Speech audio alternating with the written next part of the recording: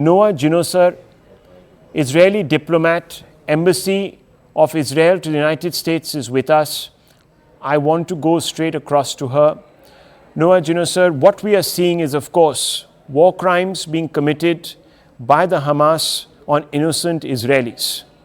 Now, how far will Israel take its counter-offensive against the Hamas? What are we looking at?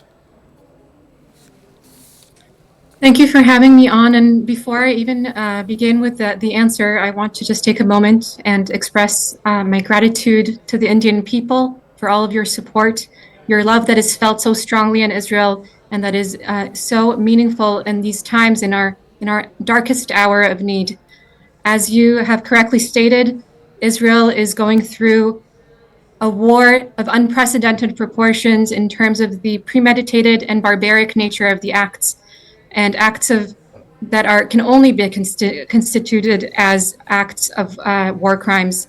Civilians being killed in their homes, babies, children. I don't want to go into the gruesome details, but as a mother of three, you can understand that the images that we have been seeing from Israel are some that will stay with us for years to come and that have changed the entire perception of what we are dealing with. We are dealing with savage, barbaric terrorism on our borders. But be rest assured that if once the Jewish people were defenseless, that is no longer. And Hamas knows very well that Israel will stop in no way in order to return the sense of security and safety to its people and to its territory.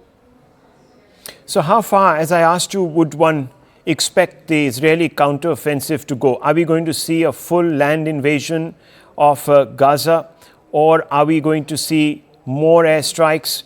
We're already being told that there is going to be an attempt at ring fencing Gaza, not allowing any water in there, not allowing, of course, the free flow of electricity, etc. How long can that go? Because even the United Nations is asking you to open a humanitarian corridor into Gaza.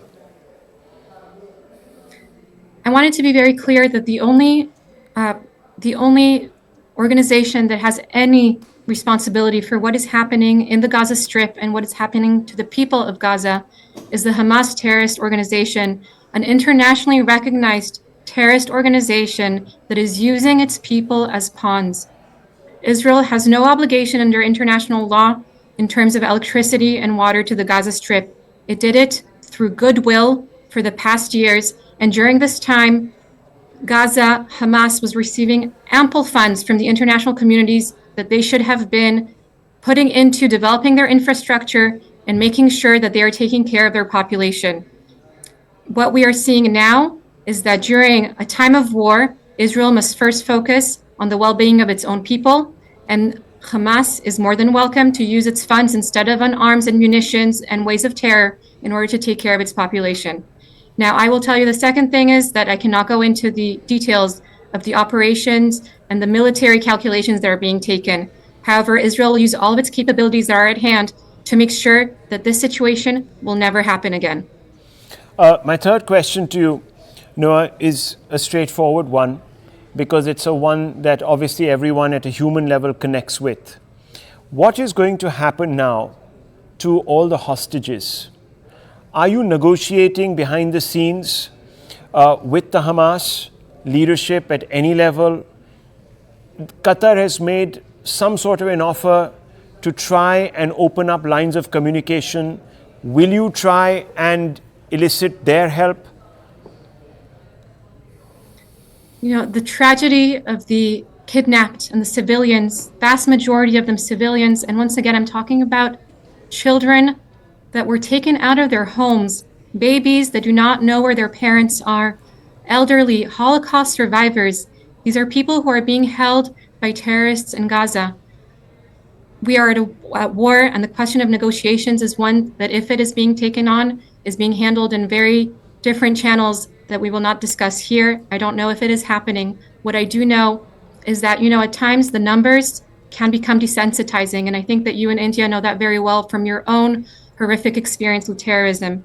What we need to all remember are the people, the humans, the names, the individuals who are currently held as war crimes in Gaza and who had absolutely no crime except being a Jewish person living in the land of Israel. Well, India stands with you. The Prime Minister has, of course, come out and expressed complete solidarity with the people of Israel and has condemned the barbaric act of terror that has been committed in the last few days against Israel. Thank you, Noa Ginosar. Thank you for speaking to me. Hopefully, we'll speak under more pleasant circumstances in the near future. Thank you. I'll take a short break.